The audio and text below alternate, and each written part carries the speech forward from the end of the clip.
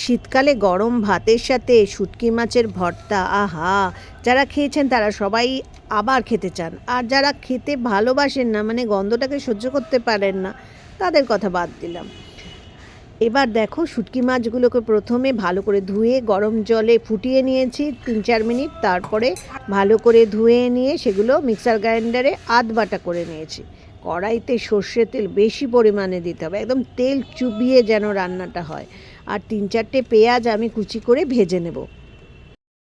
শুটকি মাছের এই ভর্তার মধ্যে একটু বেগুন আর আলু দিলে বা কুমড়ো দিলে টেস্টটা খুব ভালো হয়ে যায়। আমি এখানে আলু আর কুমড়োই ব্যবহার করেছি। ছোট ছোট পিস করে কেটে নিয়েছি আর সেগুলো পেঁয়াজ ভাজার সঙ্গে ভেজে নেব। কুমড়োটা একটু ভাজা হয়ে গেলে এর মধ্যে আলুগুলোও ছোট ছোট করে কেটে রেখেছি দিয়ে দিলাম, সাথে সাথেই প্রায় দিয়েছি। তারপর এগুলোকে ভালো করে ভেজে নিতে হবে। শুটকি মাছ শুধু রান্না করলেও খুব ভালো টেস্ট হয়, কিন্তু একটু সবজি দিয়ে করলে না সফট হয়, খেতে ভালো লাগে। পরিমাণ মতো নুন আর হলুদ দিয়ে এগুলোকে ভেজে নিতে হবে। তোমরা চাইলে বেগুনও দিতে পারো, বেগুন দিলেও ভালো হয়। বেশি করে কাঁচা লঙ্কা, যে যেরকম ঝাল খেতে পছন্দ করো ততটা কাঁচা লঙ্কা, ঝাল ঝাল গরম গরম ভাতে শীতকালে। এখানে রসুনটা কিন্তু একটু বেশি দিতে হবে। ৩-৪ চামচ রসুন আর কাঁচা লঙ্কা বাটা আরও দিয়ে দিলাম। ঝালটা তোমরা বুঝে দেবে, তোমাদের যতটুকু ভালো লাগে ঠিক ততটাই দেবে। আমরা একটু ঝাল খেতে ভালোবাসি। 3 টেবিল স্পুন দিয়ে দিয়েছি এখানে রসুন বাটা আর কাঁচা লঙ্কা তার সাথে মিশিয়ে, আর পেঁয়াজ আর বেটেছিলাম শুকনো লঙ্কা, সেটাও এখানে 3 চামচ দিয়ে দিলাম। এবার মশলাটাকে খুব ভালো করে কষাতে হবে।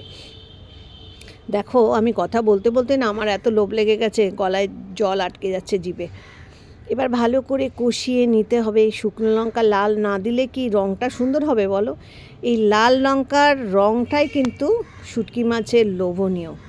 যারা, আবারও বলছি, যারা কাঁচা লঙ্কা বা শুকনো লঙ্কা কম খাও তারা এখানে কম দেবে।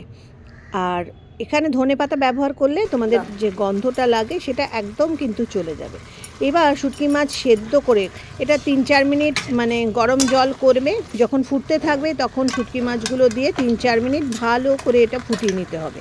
তারপরে জল দিয়ে, গরম জল দিয়ে ভালো করে ধুয়ে নিয়ে, আগেও আমি ভালো করে ধুয়েছি, তারপরে ধুয়ে এটাকে মিক্সার গ্রাইন্ডারে বাটা যেরকম দেখছো এরকম বেটে নিয়েছি।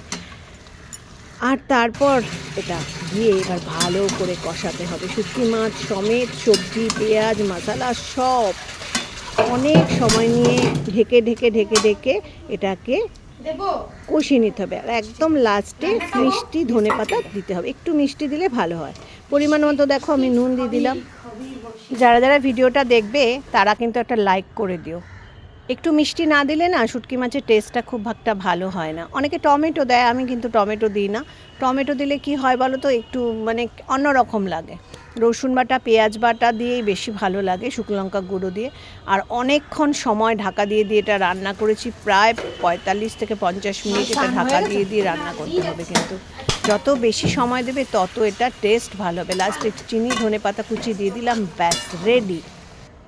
ভালো লাগলে কিন্তু একটা লাইক করে দিও প্লিজ।